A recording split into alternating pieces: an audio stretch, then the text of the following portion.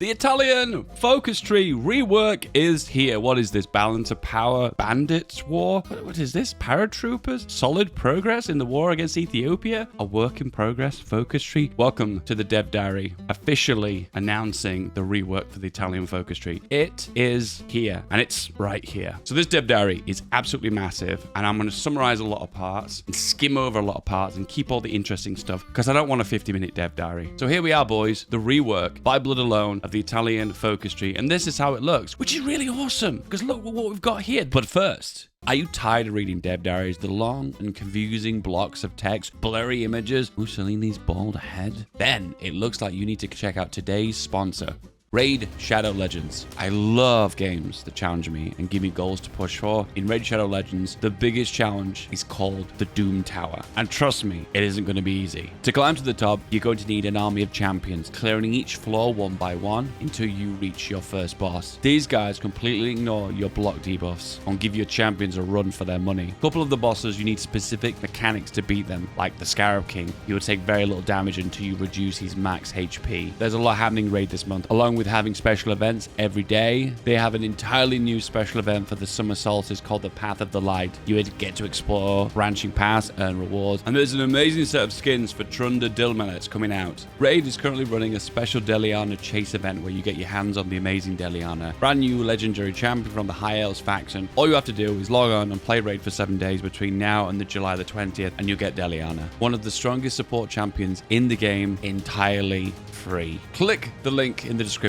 or scan my QR code right here on screen. You'll get a unique bonus worth $30, which contains a free epic champion, 200,000 silver, 1 energy refill, 1 XP boost, and 1 ancient shard so you can summon champions as soon as you get in game. Only available for the next 30 days and only available to new players. All of the treasure will be waiting for you here. So click the link in my description, and once you're in game, enter the promo code MyDeliana to claim your prize. This promo code is only for new players. Get 50 XP boost to instantly get your legendary hero Deliana to max level 50 along with a ton of silver. Click the link now. This is pretty much what we've already got in game, but it shows you the 3 unique paths you can go down and pretty much similar national spirits that are currently in game. It's nice to see when the existing mechanics of Hoi 4 and the focus trees are kept relatively intact, but then additional features and additional mechanics are added on top of it to work with, in this case, the new national focus tree. In short, Italy had expectations of land gain in World War I. It didn't get that land, and because of that, a rise of nationalism happened and the fascists took over. Expansion is Mussolini's game, and you are going to replay it in real time in Hoi 4. And the first expansion plan was to invade Ethiopia in October 1935, which is what you will start the game with, but those mechanics no longer work the way they used to. At the very start of the game, these are the bonuses, which is awesome to see. Incompetent Mussolini? I don't think so. Political power gain, as well as cheaper trade, conscription, and economic laws. That is really good. We have a little bit of a change here to the states. Looks like we've got a new state here, and Istra has been broken away. And Zara now has 70% compliance, where before it only had 0%, reflecting the very large Italian population in the city. Albania is kind of like a protectorate of Italy at the moment, showing the resources are going straight to Italy. So playing Albania is going to be significantly harder. Hey, will that be the new challenge? Will there be a new achievement to play as Albania? That would be really cool. New victory points inside of Italy, as you can see, more deep in the center. For the most part, Italy has got a lot of victory points, but now it's got even more, particularly in the north. We've got more splitting of the states in the south of Italy. They dropped the compliance in Libya from 70% to 35%. So now there are more focuses that give you an incentive to pull more resources out of Libya. But East Africa has gone from 10% to 20% compliance, meaning more progress has been made, but then you have the possibility,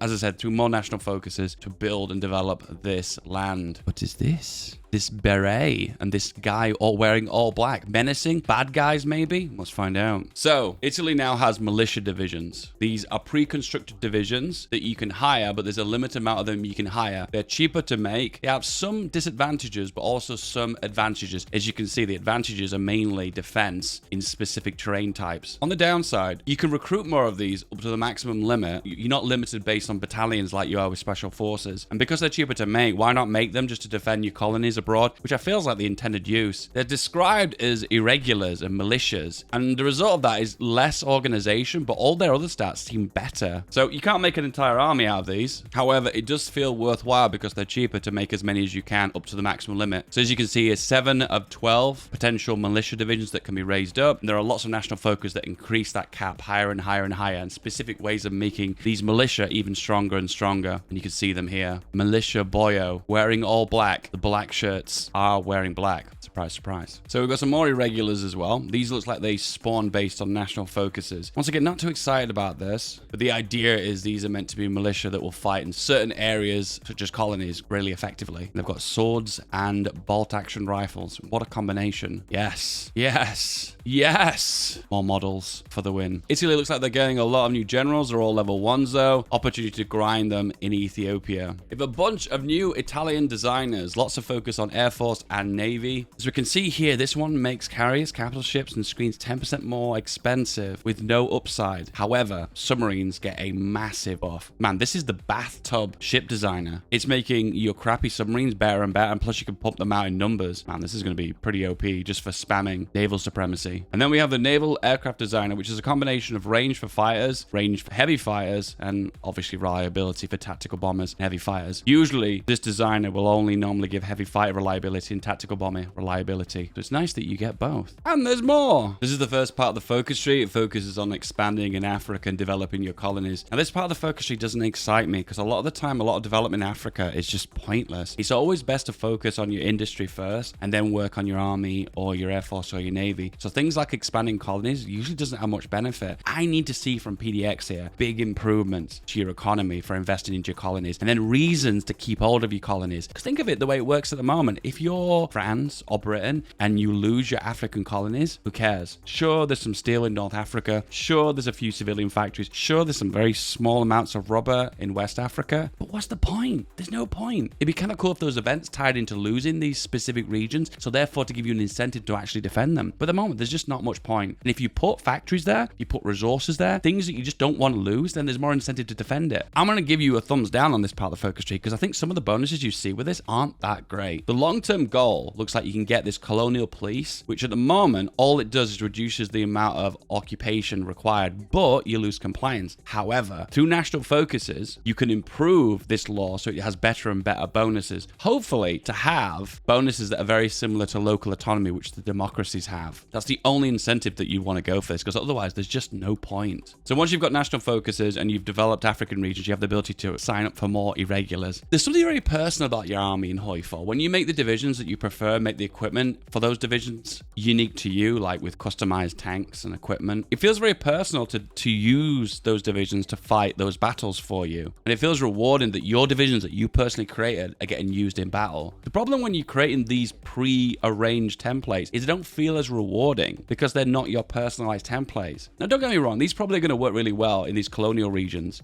particularly if they're cheap divisions as well. However, this just doesn't excite me. But what does excite me is this second Italian-Ethiopian war escalation level 0. Interesting. So the idea behind this is that you no longer can stall the Ethiopian war. You will need to defeat Ethiopia or suffer consequences if you keep stalling. So less incentive to grind your generals in Ethiopia, which used to be a big multiplayer strat. In Eritrea, there's like one desert province and people would grind that one to get the desert trait and then also grind the mountaineer one or the hills fighter to get the adaptable really early on. And if you timed it perfectly, you'd have field marshal and 2 generals, 3 of them in total with adaptable traits, making them super OP. So here's an example of this. So if you develop certain regions, you have the incentive to be able to do regional development, which improves the power of the occupied law of colonial police. So you gain more resources, more factories. But the problem is what's 15% of 0 and what's 15% of 0? There's no improvement over that. To me, I'm not overly excited about this. I don't really feel like I'm going to gain much. Does say adds building slot and civilian factory in naval base up to 2 states in. Okay, so there might actually be some factories that it adds to this region. Listen, if you've got 10 civilian factories in Libya and then you lose them, that's devastating to your economy for Italy. And I feel like that's what I kind of want to see, even though that might not be historically accurate because obviously there won't be that many factories in Libya. But let's say if you invest heavily in Libya, build up the oil industry, civilian factories come with it, military factories come with it. That's a real incentive to hold on to that territory. I feel like they're heading in the wrong direction, but I just feel like, oh, just give it a bit more more of a push, Paradox. Push it harder. It's another opportunity to boost infrastructure and compliance. Once again, infrastructure improves the existing resources in factories. Compliance also gives extra manpower. But once again, if there's nothing there to begin with, you're improving nothing to get nothing. 5% of 0 is still 0. If you were to max out your colonial national focuses, which in my case I probably wouldn't do, you would get access to this officer, extra defense and attack, or just no, it's defense in deserts and infantry, camels, and cavalry. But once again, if it's a free general and you just get it through national focus, I suppose that's kind of cool. The truth is though, how I play is I'm always going to be focusing on national focus that give me the biggest bonuses, or let me speed run my focus tree. And at the end of the day, I'm always going to go for the industry ones. Will the African focuses for Italy be worth it? My initial feeling about that? No, but it's definitely going to be fun to see. Now, the bit that everyone's going to be getting excited about, the industrial part of the focus tree. So we've got Italian highways, power plants. So you either go for steel or civilian factories by the looks of things, access to rubber, strengthen the north of Italy, or this is strengthening the south. Oh, you can actually see the map here on the icon.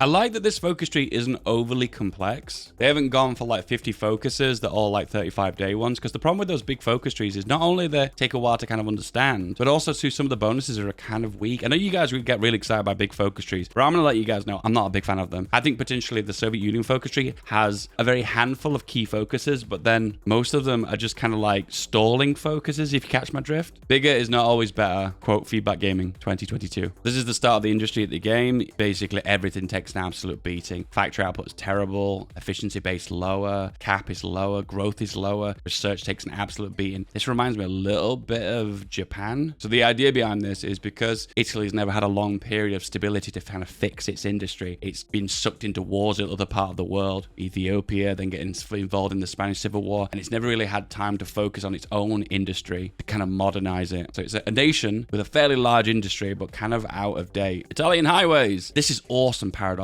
Do more of this. Do more of this. So not only does this add infrastructure, but it also allows you within these 14, 15, 16 provinces for a year, a bonus of 25% construction for infrastructure. 25% is enough to actually make you want to do it. And that's kind of one of the issues sometimes. Some focuses, when you go for them, they're like, the bonus isn't that good enough. But 25% is really a good incentive. So that's 3 technologies worth of construction to actually improve infrastructure in these regions. It reminds me of the Polish national focus that for a year makes your consumer goods down by 15 or 20%, is it? That's so good. At the end of the day, you need to give the player big bonuses so they can time and plan their games better. And with that in mind, the player actually has a bonus that's big enough that actually is a good enough payoff. These like 2% construction bonus, it's like, why should I care about that? It's just too little. So it looks like through national focus, you don't instantly get build forts, for instance, in the Alps. You have to pay them with command power and political power, and it will cost you civilian factories over 180 days as well. Not a big fan of forts, but hey, the option is there, and it looks like they're cheaper now, so I can't complain about that. Having to wait 70 days, no longer a big deal, but you have to wait 180, but it doesn't use up a national focus slot, so you can rush down your national focus path. That's really good. So you've got an option here to increase production or keep specialization. The result is you either production efficiency gain plus 20%, but then you lose production efficiency base by minus 10%. Alternatively, you get production efficiency growth. Oh, so it's basically choosing between concentrated and dispersed. That's how it feels to me. This is concentrated and this is dispersed. The army branch. One of your incentives in Hawaii is to focus on industry first, to build that nice base industry, so therefore to move that over from civvies into military factories to work on your industry. It would be really cool if there were lots of factories inside of this focus tree to give you an incentive to work on this focus tree first, because otherwise you don't really want to focus on this initially. You kind of want to plan your factories and then move to this. So it'd be kind of cool if they built some military factories or maybe even some civvies into this, or maybe some long-term payoff that you build your industry up and therefore you get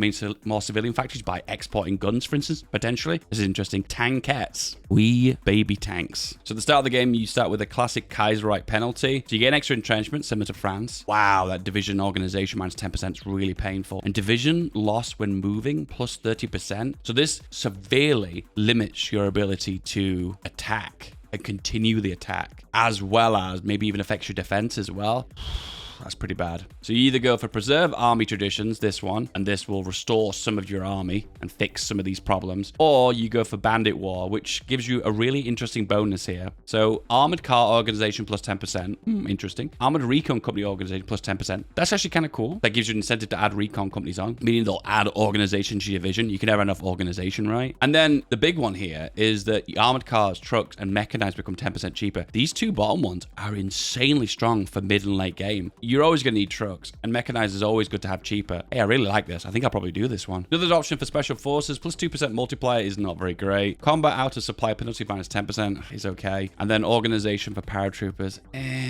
See, my strategy with paratroopers is just to spam one battalions and just throw them over the map to confuse the AI or confuse the player you're taking against. Not really something I would take advantage of, but it's kind of cool that it exists, I guess. And the fiat duopoly, which resumes the increase in consumer goods. Oh, you get your research speed back. Okay, fair enough. You're just fixing your bad national spirits. Or take advantage of the duopolies and get more factory output, but you still lose the research, I presume. Oh, but it gives military factories. Oh, that's so cool. Once again, I'm always for this, guys. Put more factories in your focuses. Incentivize me to go through all your focus tree different parts. And this is the airborne branch. Once again, nothing too exciting. Give me military factories. Give me incentive to sell my equipment to reduce consumer goods. That would be pretty sweet. And the Air Force for Italy is diabolic. It's pretty bad as well. You start the game with some aces. Interesting to see a strategic bombing ace. That's a little bit different. The naval part of the focus tree. The only part of this focus tree that really stands out to me is this here, midget submarines. And this focus is interesting too, stockpile fuel, which you'll see a little bit later. So how is the Italian Navy? Incompetent. This focus, I said, is interesting. 35-day focus, but for 2 years, it reduces fuel consumption by 15% for air, navy, and land, which is pretty big. The only downside is you can only start this focus when it's at peace. So what you could do is you could plan your conquests, get this focus done, and then for the next 2 years, you, for the most part, don't have to worry about supply. That's actually kind of big. It's a shame you can't do this whilst at war, though. So this is really cool. You have the option to sell some destroyers, some escort ships to Sweden, and it reduces consumer goods by 1%. The Navy XP is good, but 1% consumer goods is not enough to be kind of worthwhile to go for that. Oh, and you've got the option to do this with Germany as well. So it looks like you're doing war games, which results in a naval doctrine discount. Navy XP is always good too. However, you have to invest some of the political power and some of your existing naval XP. At the minute, you gain so much naval XP from exercise. There really isn't much point in actually doing this. We have the midget submarine here. Oh my God, look at that little boy. So the downside of this is the range is really, really low, but it is overall a potentially cheaper submarine. The CB class, small wee submarine. Another option here to sell midget submarines, reducing consumer goods, and you lose a little bit of, tiny little bit of dock-get output. I'm not sure if I'd be up for this. I don't know. 1% consumer goods is just not enough to be worthwhile. At the minute, you get the event for Germany or France or the UK to reduce consumer goods by 5% by selling to Yugoslavia. So why would I want to do something just 1%? You've got the option here to either do proper carriers or refit civilian ships. Pretty standard, really. Proper carriers gives you the naval dockyards, naval XP, and actually gives you proper ships, proper carriers, and it gives you one that's already in production, which is always nice because it's annoying to have to build a carrier which can take 2 or 3 years of in-game time. Or you've got the option to refit civilian ships, which seems a lot better. It reduces carrier cost by 20%. So I could make a carrier 4 that's 20% cheaper.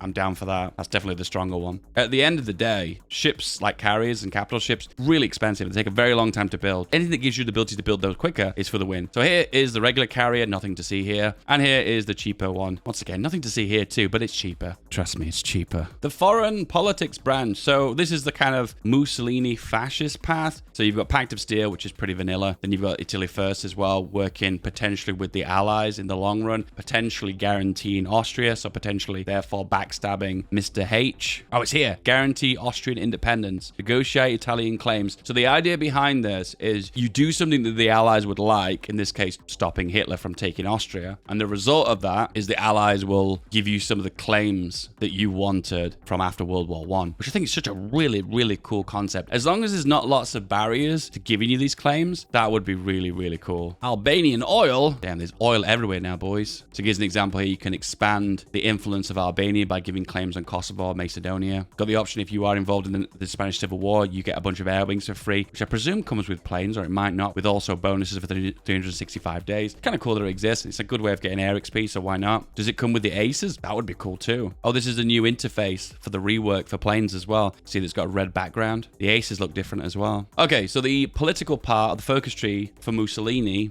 involves playing with Mussolini's ambitions. So Mussolini not only is a character that just gives you flat bonuses and the leader of your nation, he also has little secret plans and ambitions of things he wants done. And here's an example of one thing he wants done. This is obviously a long way from being complete. In this case, Mussolini has approached you and said, please escalate the war in Ethiopia. And if you go with it, major offensive, you get an attack bonus to Ethiopia for 180 days, resulting in what Mussolini wants done. Alternatively, you could say you need more time and then just delay things. Now, this is important. This will affect what national focuses you've got on offer. So for instance, here you can see conquering northern Ethiopia, gains specific bonuses, conquering southern Ethiopia. They kind of remind me how the missions used to work in EU4 prior to the mission trees getting added. You just get these random missions that popped up and they give you little bonuses. Once again, however, there's more to it than that. This will unlock national paths for your national focus tree. Isn't in the little mission Mussolini's given you? Increase fuel reserves. 500,000 fuel stockpiled and it will give you loads of XP. That's a lot of XP. They're probably going to nerf that at some point. I feel like these missions are important because you need to give rewards to the player that are worthwhile to make the players want to do them, because otherwise what's the point? In this case, these rewards are really good. So here we go. This is what I mean by choosing your paths and what missions you choose to select to make Mussolini happy. So you can either go the Abyssinian fiasco, everything's gone wrong in Ethiopia, solid progress, the historical path, I guess, the struggle in Ethiopia, things that got set back. As you can see this line here, can you see this? You see this line? This tells me this is the alternative history path for Ethiopia. So now to change ideology is Italy. I'm taking a guess here, by the way. I don't know if this is true. It looks like make a balls up of it in Ethiopia, and then you've got the option to maybe go communist and release the colonies. Classic Hoi4 focus tree, or potentially reforms for democracy. But regardless, if you go for either of these paths, you can work down the Eldus focus tree, which gives options for Mussolini. There we go. Solid progress gains bonuses for war support, stability, political power, and fascism. Struggling, you start to lose fascism, hence the point that this is an alternative political path. Everything goes completely cocked up, then you can, for instance, go for the fiasco, losing a massive amount of fascism. Here we have, boys, the balance of power. So, the fascist politics in Italy are about giving power to the political party, in this case, the Partito Nazionale Fascista, or give power to the dictator, Mr. Mussolini, giving bonuses depending on what direction you go. And these give decisions that can push you left or right, depending on if you want to give power to Mussolini or yoink it away from him. So we have political equilibrium here, which does nothing. But then if you start to give more power to Mussolini, you gain political power, stability, and war support. It feels like the path you want to take is give more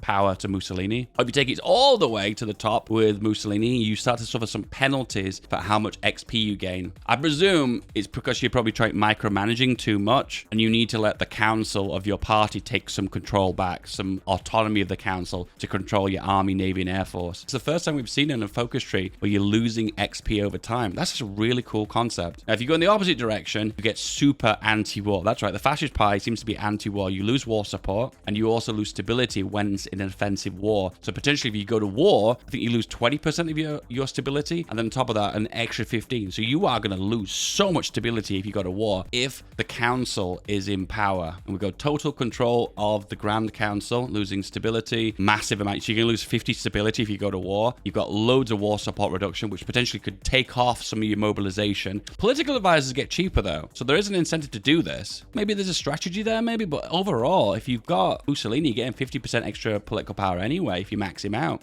could go either way. Be aware though, if you go total control of the Grand Council, you will get a civil war. The actual fascist party will break away and you'll be fighting fascists versus fascists. Black shirts versus the black shirts. Who will win? However, if you give more power, you can shift more to the balance of power to Mussolini. In this case, this focus will give 5% more support for Mussolini. In this case, hold a big parade gives 10% more support. We've got different advisors here that will give more power to the council, 15%. That's a massive amount. And also you've got options to take over certain affairs as parts of government that have autonomy and give them directly to Mussolini. In this case, giving 15% support to Mussolini. This is really cool. I mean, the only other mechanics that I feel like it's kind of like the Hindu karma slider in EU4. Can anyone relate to that? Where I feel like if you're in the center, nothing happens, but if you go left or right, it has different bonuses depending on which way you want to go. Be aware, if you are losing land and some of your core territories are occupied by a foreign invader, you will have ticking support moving towards the Grand Council. And this is what happened historically. Naples was lost, Sicily was lost, I think Sardinia was lost to the Allies too, and eventually the council got more and more power, and then a civil war happened. Hence what happened historically, and then potentially opening the door for Italy joining the Allies.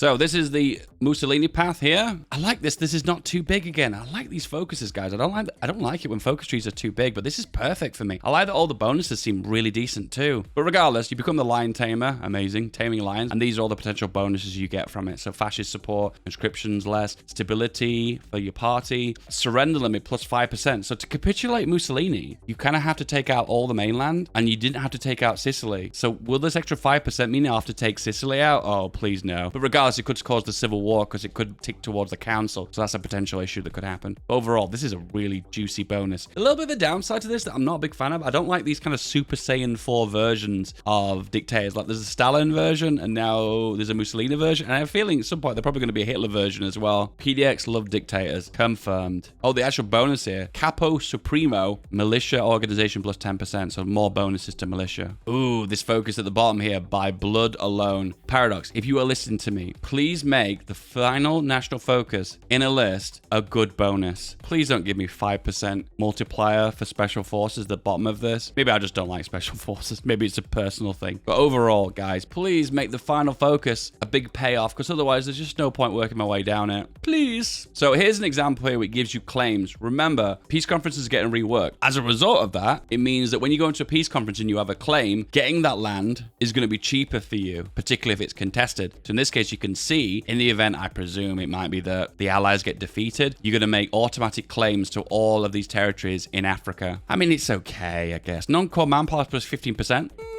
That's not too bad. Overall, once again, it's one of those moments of like, Africa, do I want land in Africa? Most of the time I want land in Europe because it's got all the factories. In the event that civil war does fire, because the council has stripped away too much power from Mussolini, Italy will break away and form a civil war. It will break into the Italian Socialist Republic, which is fascist, which will be a puppet of Germany, I presume if they're in the Axis, and also the Kingdom of Italy or the Italian Republic, which will be in the Allies and be a puppet of the UK. I presume the puppet thing is only going to be if they're already in the Axis and the Allies and they're at war with the Allies. Otherwise, it wouldn't really make a lot of sense that there'd be puppets if they weren't in the same war together. But here they go. Here's the two focus trees. These are focus trees dedicated to countries that break a war when in civil wars, which is really nice to see because it shows that PDX are giving a lot of attention to breakaway states as well. So Iceland, will you get a focus tree at some point? Iceland? Focus tree, maybe? In short, empowering the troops that you've got, giving you more militia, giving you more defense on core territory, giving you more free divisions, etc., etc. They've given up their brown shirts and black shirts and now they've gone for a red shirt. That is political progress, boys. Some of the ones that get extra divisions are going to be worthwhile because it's going to help you fight the civil war, but a lot of them give bonuses over a set period of time, like there's a year bonus here. But some of the bonuses are a little bit underwhelming. It's going to be a bit like Free France in a way. It's going to be like, it's nice that it exists, but will I actually play it maybe once and never return to it ever again? This is interesting, this focus. You pay stability and you're rewarded with less consumer goods and more factory output. I like the idea of using the existing mechanics of like using stability and war support to pay for something. I don't know about you, but that feels really, really cool to me. Let's look at the focus tree in total. Here we have the foreign affairs. So this is specifically the fascist path, either the option of Pact of Steel, either go the option with guarantee Austrian independence, or go for Italia first to try and join the Allies. So fascist Italy joining the Allies and potentially working with the Allies. Not joining them, but working with them, put it that way. Then we have the main part of the focus tree, Ethiopia, and then working down the path of Mussolini, working to way all the way down to the bottom here by blood alone at the bottom. I'm really curious to see what blood alone does. But the bit in the middle here seems to be the alternative focus path. Classified.